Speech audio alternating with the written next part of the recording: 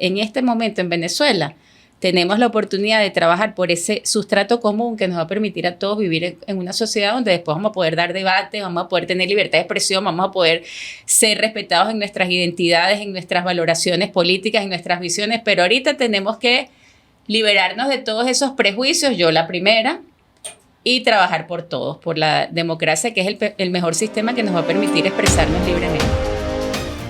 Bienvenidos, queridos amigos, a una nueva emisión de Elecciones 2025. Nos acompaña en esta oportunidad Mercedes Malavé, quien es candidata a la Asamblea Nacional por un circuito que es bastante complicado desde el punto de vista de la abstención, ¿verdad, Mercedes? Así es. El circuito Chacao, Baruta, Latillo y Circuito 2 del Estado Miranda. Martínez. Sí, sin embargo, hemos hecho un trabajo político profundo, Vladimir. Hemos recorrido urbanizaciones, sectores populares, hablando de la importancia de la participación. Ha sido una campaña corta, pero aunque suene una obviedad lo que voy a decir, real. O sea, no virtual ni por redes sociales, sino de contacto directo con muchas personas. Somos muchos candidatos, podemos desplegarnos en los circuitos y en las parroquias y hemos podido recoger todo el sentimiento de indignación, de frustración, pero al mismo tiempo un deseo intacto de cambio que hay en la sociedad. ¿Te han cerrado alguna puerta? ¿Te han tirado alguna puerta? ¿Te han dicho, no me entregues tu volante? No nos han bajado algunos vidrios de los carros, pero cerrado la puerta nunca. La gente escucha. ¿Y algún carro te han tirado algún carro? No, tampoco. Lo que sí pasa es que una vez cuando habla con la gente alborotas avisperos, en el sentido de que la gente tiene mucho por dentro, tiene mucha rabia por lo que pasó el 28. La población está clarísima en lo que pasó, solo que algunos están a favor de la participación, otros no, pero ya gente a favor de este gobierno, nadie. ¿Tú te sientes una contrafigura de María Corina Machado? No. Es una comparación superficial que hacen en las redes sociales, de gente que no me conoce. Pero tú que me conoces te digo, yo soy una contrafigura de María Corina. No, ¿sí? Toda mi vida me peinaba así. ¿Mucha gente te dice eso? Sí, creo que es un tema de apariencia, o sea, de genética. Es culpa de mi papá y mi mamá, pues, pero no. ¿Le envidias algo a ella? No. O sea, tenemos caminos distintos y admiro su tenacidad, su espíritu de lucha, su convicción, pero tenemos visiones distintas de la solución política a la crisis del país. Y ahora tienes un mismo camino con Capriles y con Rosales, ¿eh? Con ambos he hablado, he tenido conversaciones buenas. ¿Con cuál te sientes mejor? Cortas. No, con los dos muy bien. Nos identificamos en nuestra visión de cambio político. Y sobre todo he podido trabajar en esta campaña con personas de un nuevo tiempo y de un nuevo cambio, porque la plancha, el circuito es conjunto. Mira, una pregunta, y todos son muy buenos. Aquí entrenos entre tú y yo, ¿por cuál de las tarjetas vas a votar? Ay, no te voy a decir. Es que no lo sé. Yo creo que voy a ser Team Marín, 2 Piringüe y la que caiga. Es que las dos tarjetas tienen una alianza perfecta. Así que bueno, creo que lanzaré una moneda al aire y así será pues lo que decida la suerte. ¿Qué te propones hacer en la Asamblea Nacional en caso de quedar electo? Defender la democracia. Nuestra Constitución es democrática. Tenemos un montón de derechos políticos humanos y políticos garantizados en esa Constitución y hay que alzar la voz cada vez que esos derechos se violen. Por ejemplo, el tema de la ley Simón Bolívar, esa ley hay que derogarla, eso es una aberración política y constitucional. Y luego tratar de que el país se encauce por un camino democrático. Cuando hablan de la falta de garantías, Vladimir, de la falta de garantías democráticas y electorales en Venezuela, que es verdad, que es una realidad, tú y yo conocemos casos impresionantes de falta de garantías. Tú que fuiste embajador en Brasil, sabes perfectamente el proceso de transición en Brasil, donde para participar en las elecciones parlamentarias tuvieron que tomar una decisión primero de permanecer en una vía electoral indirecta, porque las elecciones directas no se las concedieron. Ellos decían directas ya y no se las concedieron. Y lo otro, había una sola tarjeta para participar.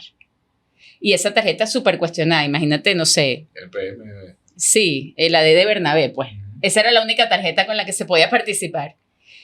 Y el presidente Cardoso tuvo una idea genial, dijo, bueno, vamos a combinar la participación electoral con la movilización social.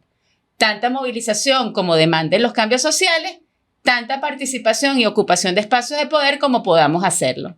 Y con esa fórmula, pues lograron un cambio hacia la democracia. ¿Qué le dices tú a las minorías, por ejemplo, por los sectores de la comunidad LGBTI que tienen cierta reticencia a votar por ti porque has hecho planteamientos un poco polémicos?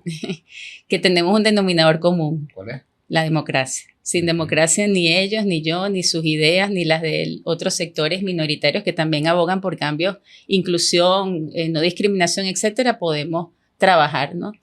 Pocas veces existen en la historia de los países posibilidades de trabajar por todos, como decía el Papa Francisco, por todos, por todos, por todos. En este momento en Venezuela tenemos la oportunidad de trabajar por ese sustrato común que nos va a permitir a todos vivir en una sociedad donde después vamos a poder dar debates, vamos a poder tener libertad de expresión, vamos a poder ser respetados en nuestras identidades, en nuestras valoraciones políticas, en nuestras visiones, pero ahorita tenemos que liberarnos de todos esos prejuicios, yo la primera, y trabajar por todos, por la democracia, que es el mejor sistema que nos va a permitir expresarnos libremente. Hace poco se murió el Papa Francisco, ahora tenemos un nuevo Papa.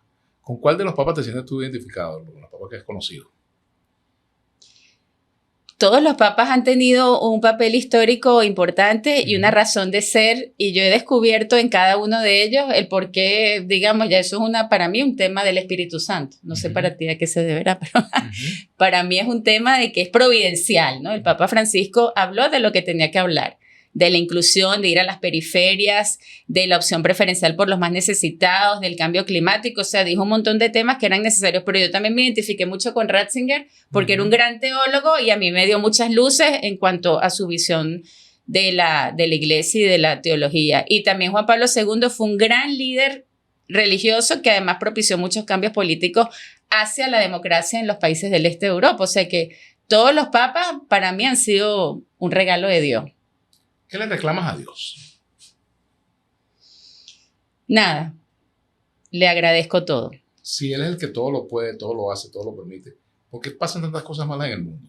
Porque existe la libertad y eso es lo que le agradezco a Dios todos los días, que seamos seres libres, que podamos elegir nuestro destino, nuestro camino, que no seamos unos seres autómatas ni manejados por nadie. O sea, la libertad es un don inmenso. ¿Quién está más alejado del Espíritu Santo? ¿Donald Trump o Nicolás Maduro? No sé, tendría que hablar con ellos, casi que tener una conversación de dirección espiritual para saber, que no tengo ni idea. Los dos están muy alejados de la política. ¿A quién le harías un exorcismo para cambiar su manera de actuar?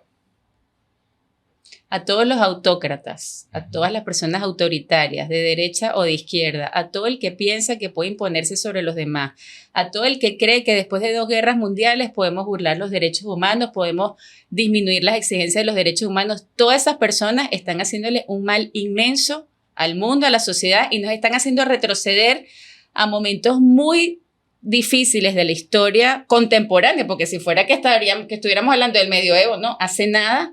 Hubo guerras espantosas, mundiales y civiles, millones de muertos, y después de eso se llegó a la Declaración de los Derechos Humanos. O sea, todas las personas que no abracen esas conclusiones tan importantes, pues merecen un exorcismo. ¿Bukele es una criatura del demonio?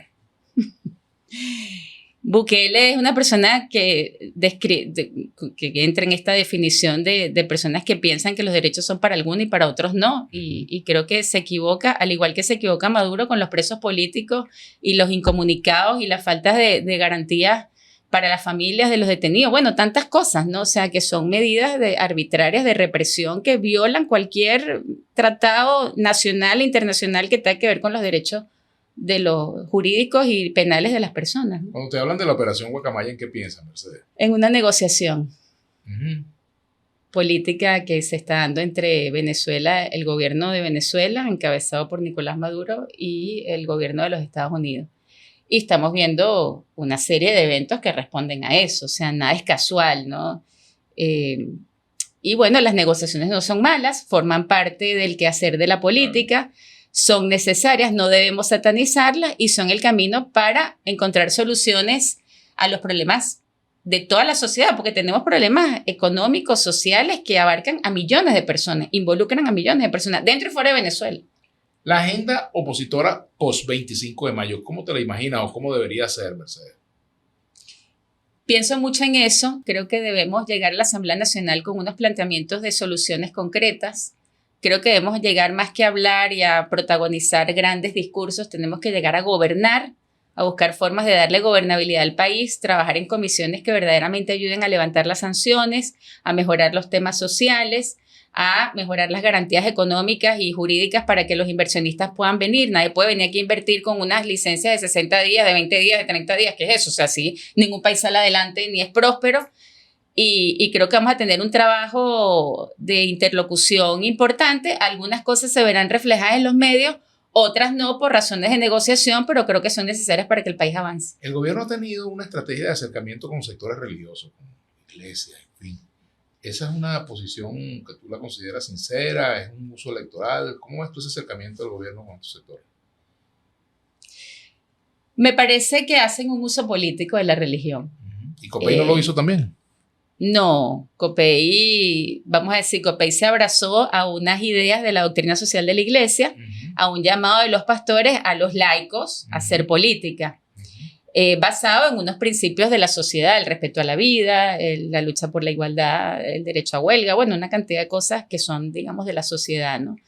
Pero hacer un uso de la religión, es decir, yo soy un enviado de Dios, a mí me van a hacer tú eres el enviado, el elegido, y a hacer grandes actos religiosos sentimentales para conseguir de ahí algún rédito político, ¿no? No son las ideas de la dignidad de la persona, del respeto a las libertades humanas, del respeto a las diferencias políticas, sino que son más bien eventos, vamos a decir, multitudinarios, pero que responden como un show religioso. Ese es un pecado que puedas confesar en público. Bueno, la soberbia. Sí. A veces querer imponer algún punto de vista. Por lo delgada que estás, no eres muy dada a la gula, ¿no? No, hago mucho ejercicio. Pero no como mucho tampoco. ¿En qué te divierte? ¿Cómo te divierte? Me divierto haciendo ejercicio, me divierto corriendo. Formo parte de un club de corredores maravilloso que se llama Baruta Runners, que dirige el profesor Ireno Andrade. Y bueno, he encontrado allí un grupo de amistad, de esparcimiento, de sano esparcimiento, de relaciones humanas y muy, muy buenas, ¿no? La verdad es que hago mucho ejercicio y eso... Mira, si eres electa a la Asamblea Nacional, luego vas a aspirar a ser alcaldesa, como se ha dicho por ahí. No lo sé. Vamos a ver el devenir político. Yo me considero una persona de equipo.